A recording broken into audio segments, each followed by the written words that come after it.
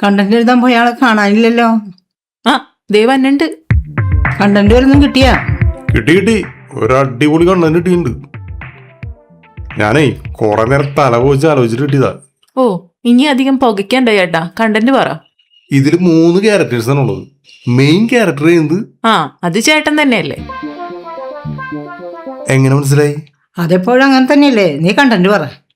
ആ ഈ കഥ നടക്കുന്നത് നമ്മുടെ ഇവിടെ തന്നെയാണ്, മാളയില്. ഇവിടെ മാളയല്ലോ? ആ നമ്മുടെ മാളയില്. രേഷ്മ സ്കൂട്ടർ ഓടിച്ചു വരുന്നു. അമ്മച്ചി ചെയ്യുന്ന ക്യാരക്ടറിന്റെ വീടിന്റെ മതിലിടിച്ച് കയറിപ്പിക്കുന്നു. പിന്നെ നിങ്ങൾ തമ്മിൽ പൊരിഞ്ഞ് തർക്കമാവുന്നു.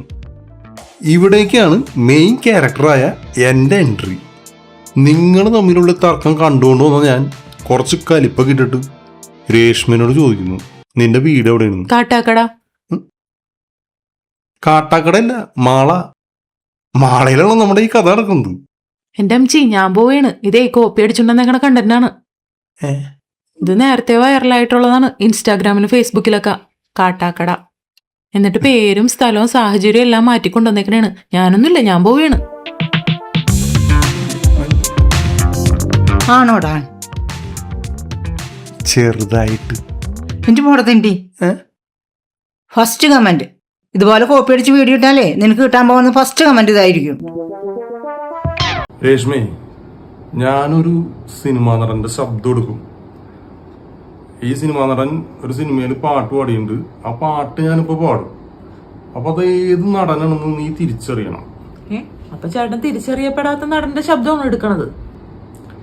അതല്ല, ഞാൻ ഈ സിനിമാ നടന്റെ ശബ്ദത്തില് പാട്ട് പാടുമ്പോ നീ ഇത് ഏത് നടനാണെന്ന് മനസ്സിലാക്കണം.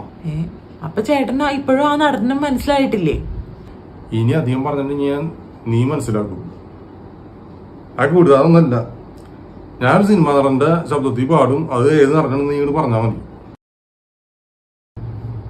പ്രേമമെന്നാൽ എന്താണ് പെണ്ണേ, അത് കരളിനുള്ളിലെത്തിയാണ് കണ്ണേ. ലാലു അലക്സ് ഒന്നല്ല. നീ അത് ശ്രദ്ധിച്ച് കേക്ക്. നിനക്കത് നീ കണ്ടിട്ടുള്ള സിനിമയാണ്, നിനക്കത് പെട്ടെന്ന് മനസ്സിലാവും. അതിൽ ഈ നടൻ തന്നെയാണ് പാടുന്നത്. ഒന്ന് ശ്രദ്ധിച്ചു നോക്ക്. പ്രേമമെന്നാൽ എന്താണ് പെണ്ണേ. ഉമ്മറ.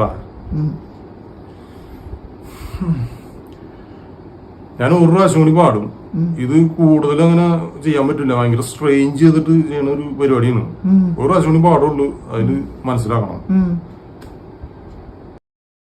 പ്രേമമെന്നാൽ എന്താണ് പെണ്ണേ,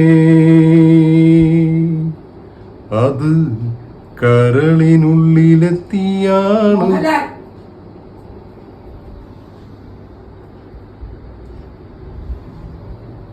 മോഹൻലാലല്ല, മമ്മൂട്ടി.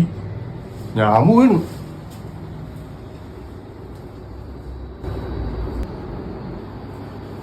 മേലാക്കി ഞാൻ ഇങ്ങോട്ട് വരില്ല കേട്ടോ.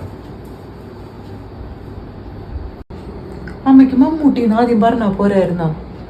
വിഷമിച്ചാണോ ചേട്ടൻ പോയേക്കണത്?